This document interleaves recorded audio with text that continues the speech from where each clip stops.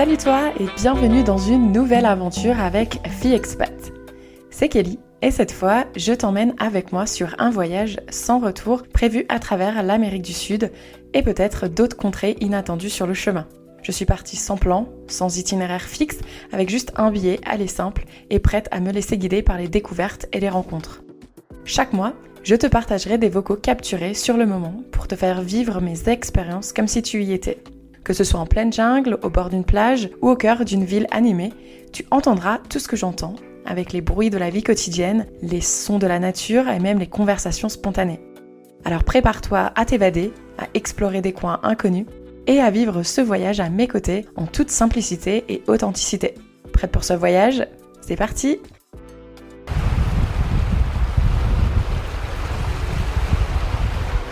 Est-ce que vous avez entendu le bruit de ces vagues ? Peut-être les vagues et un peu de vent. Salut, j'espère que vous allez bien.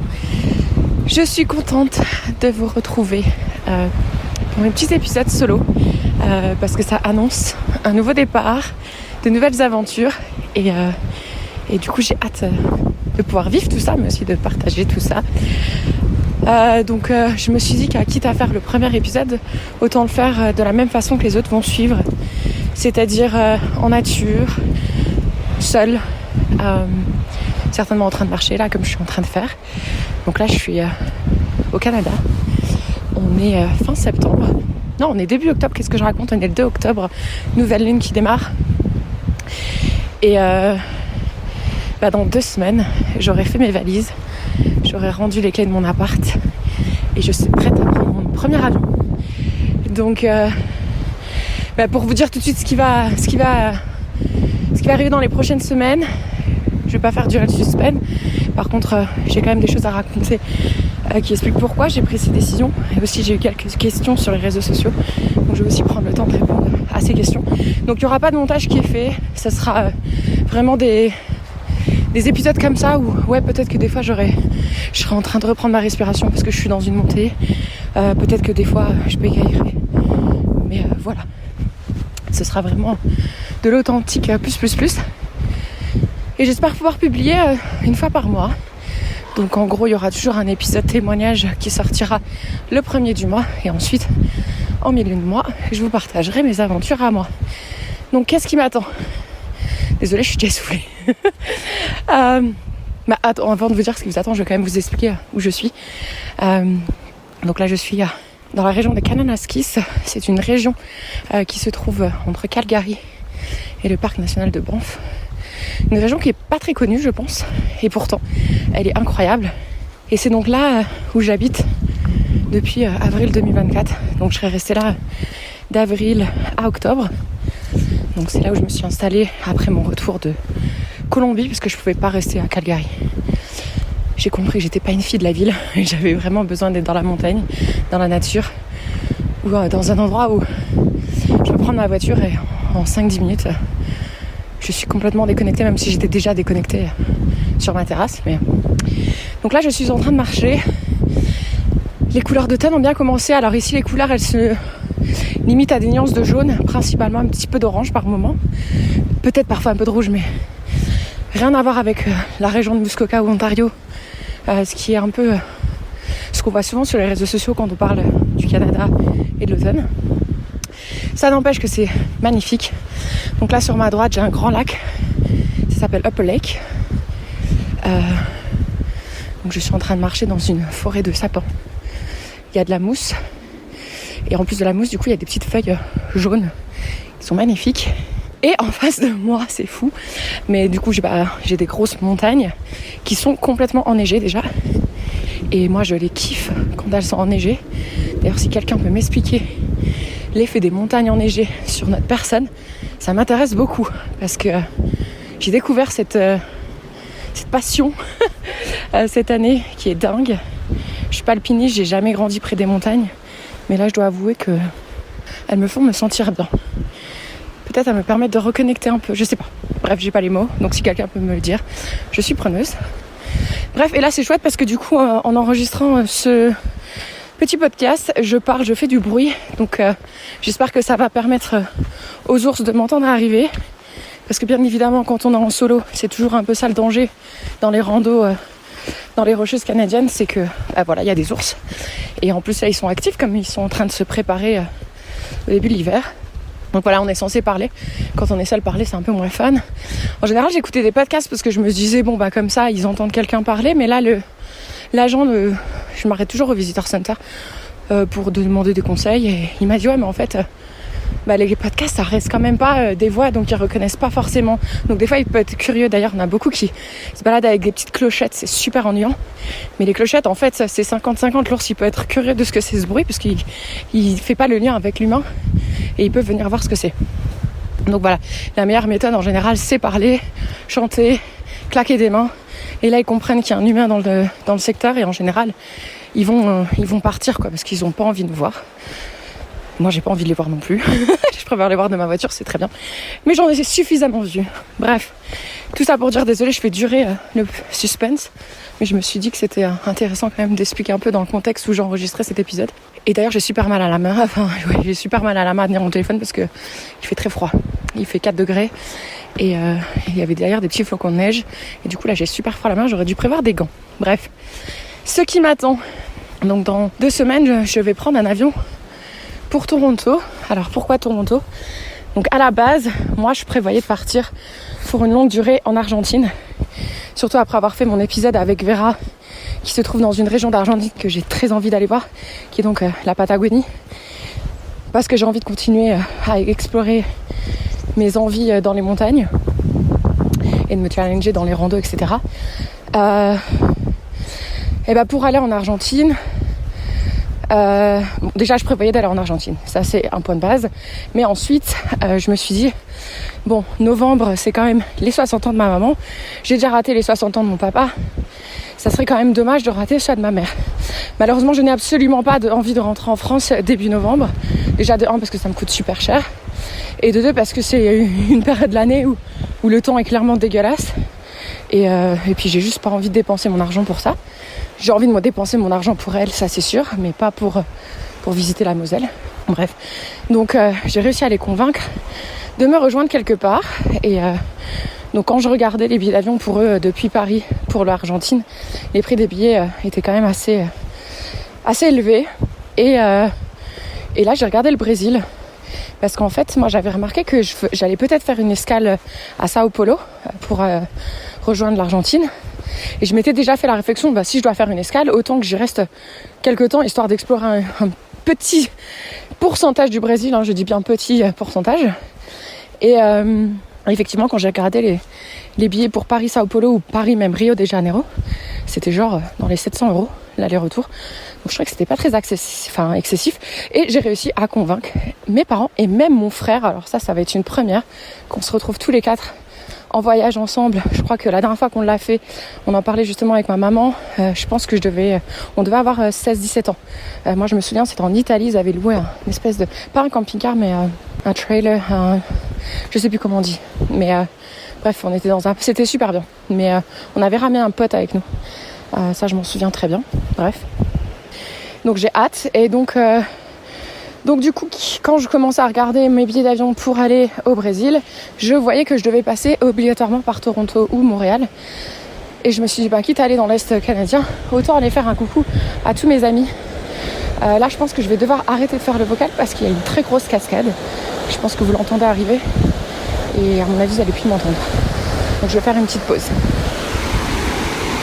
Voilà, je viens de passer la cascade. Et d'ailleurs, pour celles et ceux qui intéressent, au moment de la sortie de cet épisode, j'aurais certainement déjà mis sur mon compte Instagram ou même sur la page Facebook de Filles Expat des vidéos de cette journée que je passe dans les Rocheuses.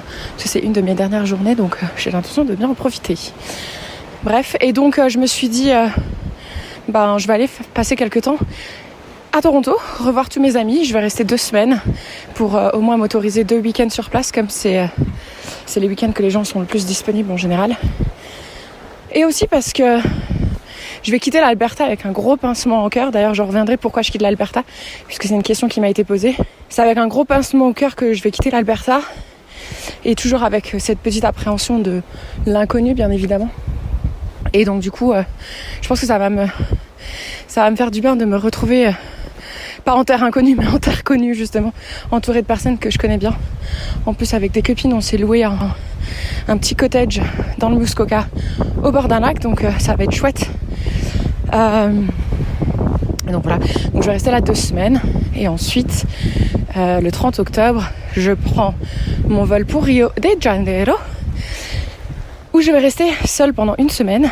Donc je me suis loué un lit dans une chambre pour femmes à Rio, et donc là je vais rester 1 semaine où sur conseil de ma chère copine Audrey, d'ailleurs si elle m'écoute, coucou, qui m'a dit mais pourquoi t'es déjà là? Oh, il y a 2 chemins. Non, je crois que c'est celui-là, ouais. Parce que j'ai déjà fait cette rando d'hiver, donc. Qui m'avait dit, mais pourquoi t'es déjà en train de vouloir chercher des workaway ou des trucs comme ça en arrivant au Brésil? Tu viens de bosser pendant des mois, il y a un moment donné, quand est-ce que t'arrêtes? Et c'est vrai que je pense que j'ai toujours peur de m'arrêter parce que j'ai peur de m'ennuyer. Et en fait, je me suis dit, non, mais t'as trop raison. Je vais aller me poser 1 semaine à Rio, en plus je ferai pas rien, je vais aller faire de la plongée, je vais découvrir une nouvelle ville, une nouvelle culture, je vais rencontrer plein de voyageuses et de voyageurs, donc ça va être cool. Donc voilà, merci Audrey de m'avoir fait cette réflexion, parce qu'il est vrai que depuis la Colombie, je n'ai pas pris de vacances, donc depuis fin mars, c'est vrai que ça commence à être très long là, de pas prendre de vacances, et donc mes parents vont me rejoindre 1 semaine après. On va rester ensemble pendant 20 jours. Donc là ça va être Rio, la playa, fêter l'anniversaire de ma maman, des randos. On n'a pas trop prévu de trucs pour l'instant. Moi je pense que j'aurai le temps. Je suis désolée. C'est vraiment une petite bondée là. J'espère que c'est pas trop désagréable de m'entendre respirer, mais du coup je t'emmène en rando avec moi. Donc si je te parlais, t'aurais le droit à ça. Moi et mon cardio dégueulasse. Bref, je vais faire une pause comme ça. Quand même, c'est plus sympa. Et ensuite, on va finir dans l'ouest du Brésil pour aller voir les chutes Iguazu qui sont en frontière avec l'Argentine. Donc là, à partir de là, quand nos chemins se sépareront, moi j'irai du côté de l'Argentine. Peut-être, pourquoi pas, un petit passage en Uruguay, Paraguay, qui est à être dans le coin. À voir. Et là c'est marrant parce que tous mes clients au saloon me disent mais tu vas faire quoi exactement là-bas, combien de temps tu restes? Et moi ma réponse elle est claire. I'm gonna stay until I'm broke. C'est-à-dire que je vais rester jusqu'à ce que j'ai plus d'argent. Donc bien évidemment quand on voyage comme ça, toujours avoir un filet de sécurité, hein. J'ai bien évidemment de côté de l'argent pour pouvoir me payer un billet retour. Et j'aurai toujours un peu d'argent aussi pour me laisser le temps, une fois de retour ici au Canada, parce que le Canada sera toujours ma maison, hein, me laisser le temps de me trouver un logement et puis un travail, etc. Donc toujours un petit filet de sécurité. Et là, je vais d'ailleurs rebondir sur des questions que j'ai reçues d'invités. Pas d'invités, je dis n'importe quoi, de personnes qui m'ont écrit sur Instagram. Donc j'ai 3 personnes qui ont été suffisamment sympas de vouloir participer à cet épisode solo. Je vais commencer par la question de Julie, qui m'a un peu surprise d'ailleurs, parce que j'avais l'impression de parler de ça souvent sur les réseaux sociaux. Apparemment non, pas suffisamment. Après j'avoue que si on écoute les épisodes de Filles Expat et les témoignages, je pense que j'en parle, donc des fois j'ai peur de me répéter, mais bref. Qui me demande mais dans quoi tu travailles exactement? Donc là cet été, j'étais serveuse dans un saloon, dans un tout petit patelin en Alberta.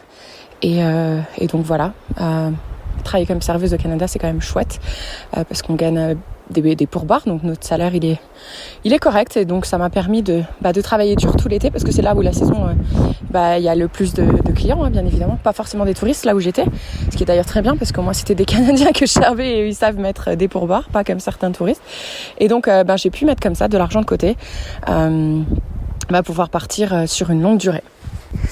Et donc j'ai ensuite ma copine Sarah de Québec qui me suit sur les réseaux, que j'ai déjà rencontré quelques fois à Québec City, qui me dit mais à suivre tes stories tout l'été, on dirait que tu as un gros coup de cœur pour l'Alberta, pourquoi tu pars et est-ce que tu n'hésites pas à rester justement?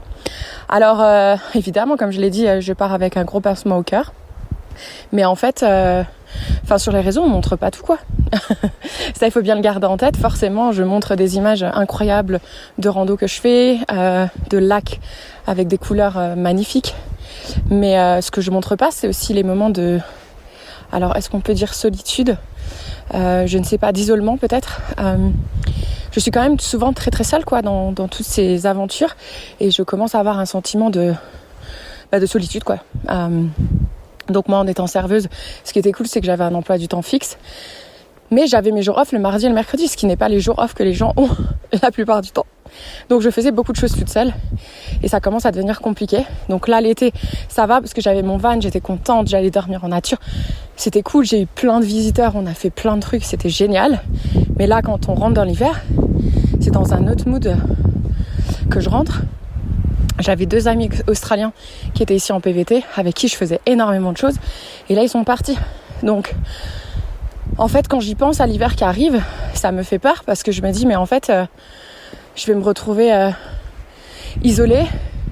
Si à chaque fois que je veux faire quelque chose, c'est moi qui dois être un peu le moteur de certaines activités, de certains repas, etc. Mais des fois, j'en ai juste pas l'énergie. En fait, j'aimerais bien que des fois, ce soit les gens qui décrochent leur téléphone et qui me disent mais ça te dit pas qu'on aille boire un verre ou ça te dit pas qu'on aille manger ensemble ou ça te dit pas qu'on aille marcher quoi. Donc, et puis les tempêtes de neige, c'est rester chez soi toute la journée pendant mes jours off. C'est-à-dire que je vais bosser sur le podcast et en fait, je prends pas vraiment de pause. Bref, aussi parce que il y a quelques années, je disais j'ai envie d'avoir un rythme de vie où je travaille que 20 heures par semaine parce que j'ai envie de vivre en fait. Et en fait, j'ai compris que ça, si on voulait travailler que 20 heures par semaine, il fallait avoir un bon taux horaire, hein. Surtout avec le niveau de vie que j'ai ici au Canada. Et du coup, 20 heures par semaine, entrepreneuriat, mais en fait, ouais, on dit qu'on travaille à 20 heures, mais c'est faux. On parle pas de tous ces moments qu'on est dans notre lit à penser, à essayer d'avoir des idées, tatati tatata. En fait, on travaille beaucoup plus que 20 heures. Je pense que beaucoup de personnes derrière l'entrepreneuriat ne montrent peut-être pas la réalité du terrain. C'est quelque chose qu'on pense 24 heures sur 24, 7 jours sur 7, quand on part en voyage, avant de déconnecter. Même si on arrive à tout déconnecter, à tout couper, ça se prépare et ça c'est intense. Et le retour aussi est intense en général. Donc ceux qui arrivent et que ça a pris des années, bravo à eux. Mais en fait moi je me voyais pas faire ça. Et aussi parce que j'en ai marre de voyager que 1-2 semaines ou 1 mois. Je trouve qu'on a le temps de rien faire. On a à peine le temps d'arriver, de reprendre notre souffle, d'avoir travaillé comme des fous, qu'il est déjà presque le temps de repartir. Et pouf, on retourne dans ce cercle vicieux, quoi. Donc, non, maintenant, ce que j'essaie d'aspirer, c'est à une vie où je travaille 6 mois dans l'année et 6 mois, je ne travaille pas, quoi. Donc, est-ce que les 6 mois s'enchaînent ? Je ne sais pas si c'est possible. Là, j'avais fait 1 mois en Colombie et c'était trop court. Donc, c'est pour ça que là, je vais voir combien de temps j'arrive à tenir avec mon budget et puis aussi le fait d'être seule, quoi. Après, comme je dis à tout le monde ici autour de moi, peut-être que je rencontrerai l'homme de ma vie et que je vais décider de faire le tour du monde. Peut-être que je ne reviendrai pas de sitôt. On ne sait pas, j'ai envie aussi de laisser le choix aux opportunités. Et là aussi, il y a un petit truc que j'essaye de faire. D'ailleurs, si toi qui passes par là m'écoutes, tu as des petits conseils. Je rêve d'aller voir l'Antarctique et je rêverais de pouvoir travailler sur un bateau qui emmène des clients en Antarctique. Parce qu'en fait, j'ai découvert que j'adore partager, j'adore faire des rencontres, j'adore avoir un métier où je fais en sorte que les gens ils passent un bon moment. Et c'est d'ailleurs pour ça qu'à la base, j'avais prévu d'ouvrir un bar. C'est parce que j'avais envie d'ouvrir un endroit convivial où les gens se retrouvent et passent un bon moment. Et ça, c'est aussi possible quand on travaille dans l'hospitalité, quoi. Donc j'aimerais bien travailler sur un de ces bateaux. Donc c'est aussi quelque chose que je fais en parallèle, que je ne fais pas seule, mais ça je vous en parlerai un peu plus tard. Et puis avant de passer à la 3e et dernière question, et après avoir quand même déjà dit pas mal de choses qui expliquent pourquoi je pars, il y a aussi une chose que je m'étais promise, c'est que moi j'aime bien avancer, hein. J'aime bien quand les choses bougent, j'aime bien quand il y a de la nouveauté, etc. Et là cette année j'avais besoin de me poser avec moi-même, je pense, et dans mon appart, ce que j'ai fait c'était trop bien, et de me reconnecter à la nature pendant mes jours off, parce que je pense que j'avais Je sais pas, mais en tout cas, j'avais besoin de faire un travail sur moi-même par rapport à mes relations aux hommes. Je pense que certains hommes dans ma vie, mes ex, je parle bien sûr de mes ex, rien à voir avec mon entourage, mais qui m'ont fait beaucoup souffrir et qui m'ont un peu dégoûtée des relations. En fait, dégoûtée, mais aussi qui me font peur, parce que j'ai peur de m'attacher et du coup de ressouffrir encore une fois. Et donc ça a été un gros travail sur moi-même de pouvoir me dire ok, c'est pas tous des cons, et puis est-ce que ça vaut quand même pas la peine de vivre l'expérience, quitte à peut-être souffrir mais peut-être pas en fait.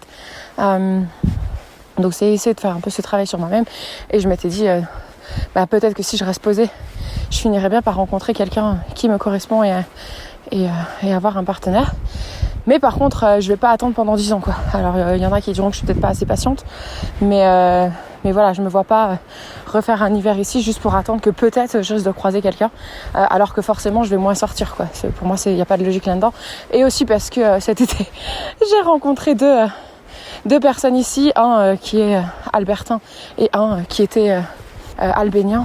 Et en fait, ces mecs m'ont montré une image des hommes que je ne voulais absolument pas voir, que je n'aime absolument pas, qui n'est pas du tout ce que je recherche.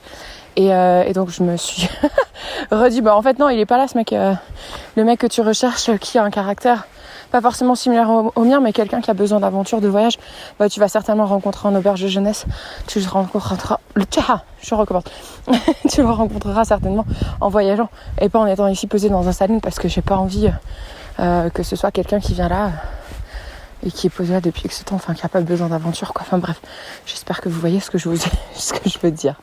Et maintenant, la petite question de mon amie Christelle, qui m'a fait l'honneur de me laisser un message vocal sur SpeakPipe. Donc je vais faire écouter ce qu'elle me demande.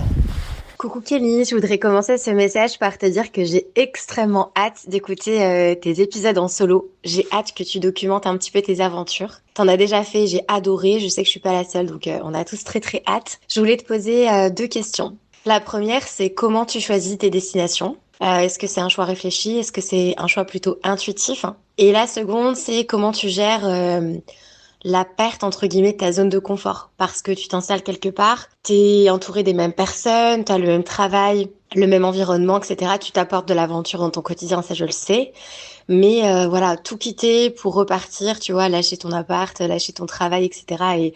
Et tes habitudes, est-ce que ça te fait peur ? Et si c'est le cas, comment tu fais pour gérer ça et transformer tes peurs en excitation ? Merci pour ta réponse. Alors encore merci à toi, ma petite Christelle, et contente que tu as hâte que ces épisodes sortent. C'est vrai que ça me fait plaisir de les documenter, parce que je me dis, même pour moi, écouter dans 10 ou 20 ans, ça va être chouette. Donc voilà, je suis contente qu'il y a au moins une personne qui a hâte d'écouter ça, et je ne fais pas ça pour rien. Alors, 2 petits points. Le premier, instinct ou réfléchi. Je pense qu'il y a un mélange des deux, en fait. Donc déjà, quand je suis revenue de Colombie, tout le monde me disait, alors quelle va être ta prochaine destination ? C'était déjà la question que tout le monde me posait, et je répondais, je ne sais pas. Je sais qu'un jour, je me lèverai et ce pays me viendra en tête. Il n'y aura pas d'explication nécessaire. La Colombie, c'était parce que tout le monde m'en parlait et que j'en avais marre d'en entendre parler et que je voulais le voir de mes propres yeux. Et en fait, donc est-ce que je dirais qu'un matin, je me suis réveillée et le mot Argentine m'est apparu ? Oui et non. Oui, dans le sens où oui, un matin je me suis levée, le mot Argentine m'est venu, et une fois que j'avais ça en tête, je n'avais plus rien d'autre en tête. Mais après non aussi, parce que j'écoute énormément de podcasts de voyage. Enfin, moi je suis une très grosse consommatrice de podcasts. C'est très rare qu'il y ait un jour où je n'écoute pas un podcast. Parce que comme je vis seule, c'est que je me lève le matin, je mets mes écouteurs sans fil dans les oreilles. Pendant que je me prépare mon petit-déj, que je prends mon petit-déj, j'écoute un podcast. Quand je suis en voiture, j'écoute un podcast. Quand je suis en rando, j'écoute un podcast. Enfin, c'est un truc limite obsessionnel, mais en fait, c'est parce que j'adore écouter les histoires des gens en voyage, etc. Enfin, c'est vraiment une obsession pour moi. Enfin, c'est pas une obsession, c'est que j'adore ça. Et donc, forcément que je vais écouter des épisodes où des personnes sont parties en Argentine. Et aussi parce qu'une fois que le mot Argentine m'est venu, j'ai commencé à chercher des épisodes. D'ailleurs, il n'y en a pas énormément. Et ce qui est drôle, c'est que du coup, quand j'ai lancé un appel sur les francophones en Argentine, je ne savais pas qu'une certaine Française allait m'écrire et qu'elle allait se trouver en Patagonie. Ça, c'était vraiment un pur hasard. Et en plus de ce hasard, on s'est super bien entendu, qu'elle m'a proposé de venir passer quelques temps chez elle. et que je me dis clairement en fait, parce que ça correspond quand même vachement à un endroit que je recherche, et aussi parce que du coup l'Argentine ça correspond à beaucoup de choses, dans le sens où je vais pouvoir peut-être enfin me remettre à l'espagnol et à apprendre cette langue, aussi que la Pendragonie ça va me permettre de me remettre à des treks. Et quelque chose qui m'a aussi un peu manqué ici, c'est ce qui m'a manqué ici, c'est que l'été était chouette. J'ai passé de super bons moments, mais ça m'a manqué de pas pouvoir faire des barbecues entre potes. On a certains moments où on campait, c'était peut-être même mieux que faire des barbecues, mais quand même, tu vois, des fois où juste tu reçois des gens chez toi et tu fais un gros barbecue et tu t'amuses. Et aussi, ce qui m'a manqué, c'est pas pouvoir aller à la plage et me baigner, parce que j'ai été me baigner une fois cet été. Donc là, je sais que j'aurai cette petite dose Chalarbaignade au Brésil. Et ensuite, Argentine, je continuerai ma dose de randonnée et de challenge à travers des plus gros treks. Et ensuite, donc ce qui est drôle, c'est qu'une fois que le mot Argentine m'est venu, maintenant, ça y est, je vois des signes de la vie. Donc ça, c'est quand même fou. Mais un exemple tout con, c'est que quelques semaines après que j'ai pris la décision, ok, ce sera l'Argentine, et il y a eu la coupe de foot d'Amérique, je crois que c'était. Et la finale, c'était Colombie contre Argentine. Et là, je me dis, mais c'est fou. Enfin, de tous les pays, c'est la Colombie que j'ai née. Parce que j'hésitais à retourner peut-être en Colombie, comme j'avais kiffé ce pays. Et là, je me dis, j'ai un groupe qui passe, je vais les laisser passer. Hi. Hello. C'est drôle parce que c'est des jeunes, ils doivent avoir peut-être 12 ans. On est mercredi. Peut-être qu'ils n'ont pas d'école le mercredi, je sais pas. Et là, ce qui est drôle, c'est que depuis que j'enregistre, je suis montée quand même pas mal. Et là, il y a de la neige par terre. J'avais pas forcément envie de la voir, mais bon voilà, elle est bien là. Elle est belle quand même, on lui en veut pas. Et voilà, et j'ai commencé à avoir des petits signes de la vie comme ça. Donc il y a eu ça, qu'est-ce qu'il y a eu d'autre? Après c'était des trucs tout cons, mais genre au saloon, j'allais servir une table et les personnes étaient en train de parler de l'Argentine. Et là je me dis, mais pourquoi ils parlent de l'Argentine? Enfin, tous des petits trucs comme ça. Et là maintenant que je commence à annoncer mon départ, que j'ai commencé à annoncer mon départ, etc. J'ai déjà un client qui me dit, il faut que je te donne le nom d'un contact d'un de mes amis qui vit à Buenos Aires et qui a une petite cave à vin, si ça te dit d'aller lui rendre visite, etc. Mais c'est trop bien. Et un autre couple que j'adore servir, qui pareil m'ont dit, ma fille elle a vécu plusieurs mois en Argentine, elle va certainement venir à Thanksgiving, je vous ferai vous rencontrer, comme ça si vous voulez échanger par rapport à ça et tout. Voilà, et moi du coup là c'est des petits signes qui me disent, en fait t'as pris la bonne direction. Donc voilà, un petit, je sais pas si c'est un mix de réfléchi, d'intuition, je pense que c'est un mix des deux. Donc voilà, et ensuite pour rebondir sur ton deuxième petit point, donc la peur de tout quitter.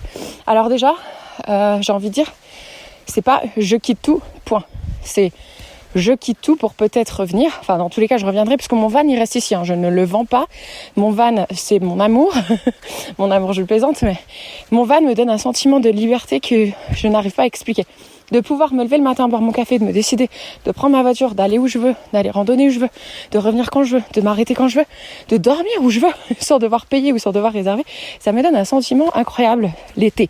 On est d'accord, on en revient toujours aux saisons.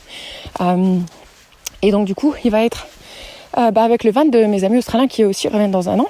Et voilà, il va être dans un storage. Donc éventuellement, je viendrai le récupérer, ça c'est sûr. Et aussi parce que je l'ai dit, le Canada, c'est aussi ma maison. C'est sur les papiers, je suis citoyenne canadienne, je vis au Canada. Je vais juste en voyage.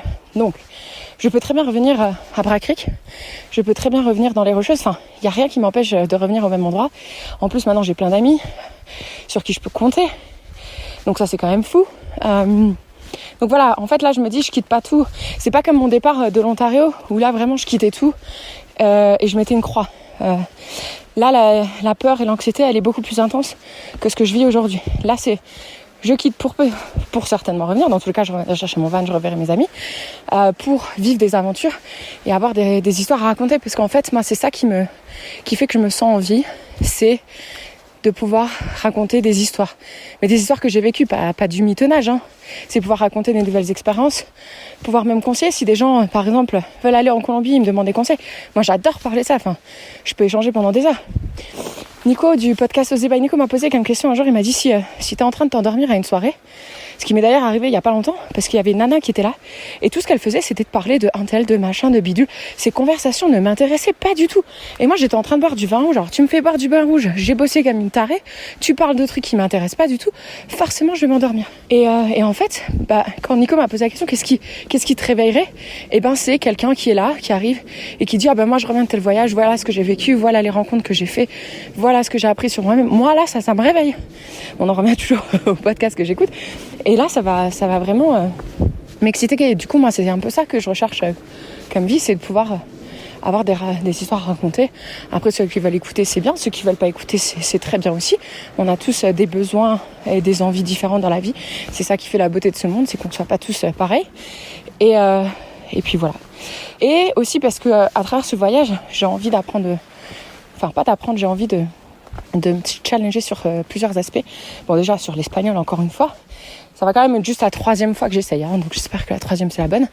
Mais j'ai aussi envie d'apprendre à faire confiance à la vie, de me dire de rien planifier et de voir ce qui se présente à moi. Donc j'avais kiffé quand j'étais en Colombie de savoir où est-ce que je revenais. Ça m'avait permis de vraiment profiter pleinement de mon voyage. Donc là je sais que je vais avoir peut-être ce stress supplémentaire. Mais du coup, ce que je me dis, c'est non, mais attends, Kelly, si tu reviens, tu vois, j'ai Jennifer et Audrey qui m'ont proposé la chambre. Si quand tu reviens, tu veux rester quelques temps ici, pas de souci. J'ai Amandine que je viens de rencontrer hier. Il y a mes amis Carte et Emma. Il y a mes amis Caroline et Larry. Je peux même aller squatter 3 jours chez un, 3 jours chez l'autre. J'arriverai comme ça à venir à moi, sans problème, le temps de me rebondir. J'ai des amis incroyables. Donc ça m'aide beaucoup. Et aussi quand je suis un peu dans ces moments de j'aurais pu mon confort, etc. Je me rappelle mon voyage en Colombie et à quel point je l'ai kiffé. Et je réécoute encore plus de podcasts voyage. Et ça, du coup, ça me dit mais non, Kelly, ça va être trop bien en fait. Trop hâte. J'ai trop hâte de voir ce qui se présente à moi. Moi, je pense que ce qui me stresse le plus, c'est un problème que j'aimerais bien essayer de convaincre. C'est lié à l'argent. Alors qu'en fait, je devrais pas. Honnêtement, je ne devrais pas. Donc voilà, j'espère que j'ai répondu à toutes ces questions. Après, je pense qu'il faut aussi accepter que tout ne sera pas toujours parfait. La vie n'est pas linéaire, la vie n'est pas parfaite. Et aussi que même quand je suis là en Alberta avec mon petit appartement et mon taf, tout n'est pas parfait non plus en fait. Et c'est ok. Il y aura des moments down et il faut juste les accepter. Voilà, j'espère que j'aurai répondu à toutes les questions. Et je suis posée là au point d'arrivée. La raison pour laquelle j'ai randonné pour le point de vue, c'est magnifique. Il fait un froid de canard, mais je me suis quand même posée pour manger mon petit bagel au saumon. Et d'ailleurs, j'ai eu la visite d'un Blue Jay magnifique. Et ça m'a fait penser qu'il y avait un truc que je voulais dire aussi dans cet épisode. Parce que j'avais fait une story et j'avais dit que je vous en parlerai. C'est que j'ai un client habituel au salon qui vient très souvent. Je l'adore, il s'appelle Barry, il a 83 ans. Sa femme est décédée, ses enfants maintenant sont adultes. Sa fille d'ailleurs, Tania, qui l'emmène régulièrement au salon parce qu'il est en train de perdre la vue. Donc il ne peut plus rouler. Bref, j'ai passé le repas de Oktoberfest avec lui récemment. Et le Blue Jay revient. Je vais devoir faire des vidéos, donc je vous reprends dans 1 minute. En fait, je pense qu'il est surtout intéressé par mon sandwich plutôt que moi. Mais bon, on va pas le blâmer. De toute façon, il aura rien. Oh, il est magnifique. Et il y avait une question que j'avais posée à Barry parce que j'ai jamais eu... je dirais pas le courage ou l'opportunité parce que je pense que j'y avais juste jamais pensé à l'époque où mes grands-parents étaient encore en vie. Et en fait, c'était de leur poser, mais... est-ce que vous avez des regrets dans la vie et quels sont-ils ? Parce que je me dis, les personnes qui sont à un âge quand même très avancé et qui savent que le prochain chapitre, malheureusement, ça va être de nous quitter, est-ce que c'est pas là où dans ta tête, quand même, tu revois ta vie comme un film ? Et donc, j'ai osé lui poser la question à Barry. Et il m'a répondu, écoute Kelly, moi, mon plus grand regret, c'est de ne pas avoir pris le temps de voyager et de découvrir le monde. Et là, sa réponse m'a vraiment surprise.